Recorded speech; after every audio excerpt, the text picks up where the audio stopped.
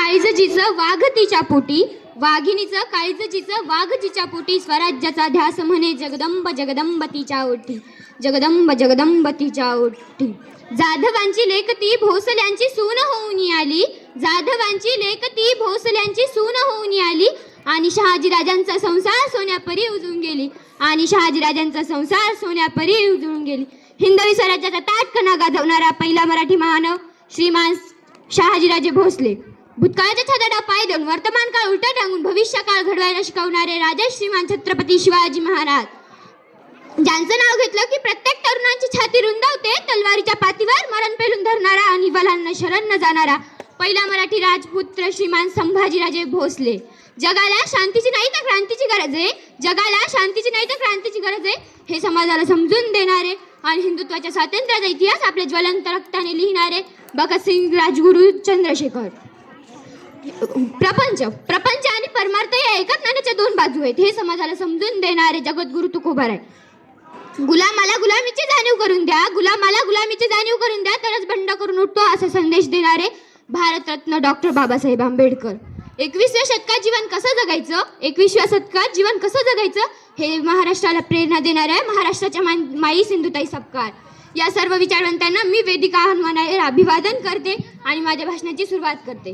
आदरणीय व्यासपीठावरील आदरणीय शिक्षकवृंद व जिजाऊंच्या लेकीनो आणि शिवरायांच्या मर्दमावळ्यानो, वेदिका हनुमानाहेरचा तुम्हाला मानाचा मुजरा.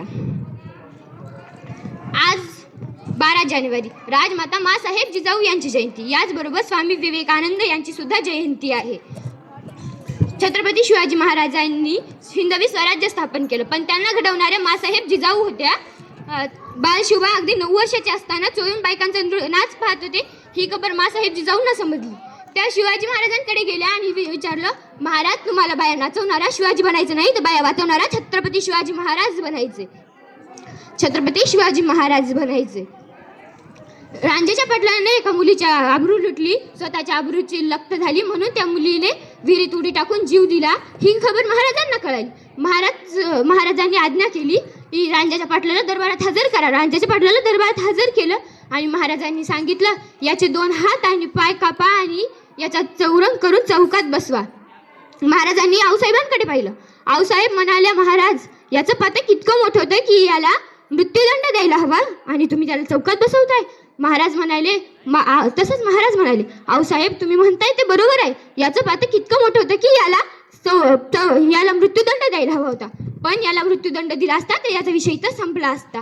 याला यासाठी चौकात बसवले कारण येणाऱ्या जाणाऱ्यांनाही दिसलं पाहिजे की या महाराष्ट्रामध्ये कुणी जर स्त्रियांच्या पदराला जरी हात लावला तर त्याचा रांजेचा पाटील करण्यात येईल. ताईंनो तुम्हाला जर कुणी हात लावला तर आई ग न करता त्याचा बाप आठवला पाहिजे. म्हणून तुम्हाला असं वाटतं, तलवारीपेक्षाही तीक्ष्ण तुझ्या नजरेची धार आहे, तलवारीपेक्षाही तीक्ष्ण तुझ्या नजरेची धार आहे. महाराष्ट्राची वाघीण तू भवानीचा वार आहे, महाराष्ट्राची वाघीण तू भवानीचा वार आहे. भगव्याची रक्षणी तू स्वराज्याची तू मेक आहे. दुबळी समजू नको स्वतःला, तू तर जिजाऊंची लेक आहे, तू तर जिजाऊंची लेक आहे. कल्याणाच्या सुभेदारांच्या सुनेला दरबारात हजर केल्यानंतरही अशी आमची माता असती सुंदर रूपवती, आम्हीही झालो असतो बदले छत्रपती, बदले छत्रपती. तेलाशिवाय किंमत नाही समईतील वातीला, तेलाशिवाय किंमत नाही समईतील वातीला, पाण्याशिवाय किंमत नाही जमिनीतील मातीला, पाण्याशिवाय किंमत नाही जमिनीतील मातीला.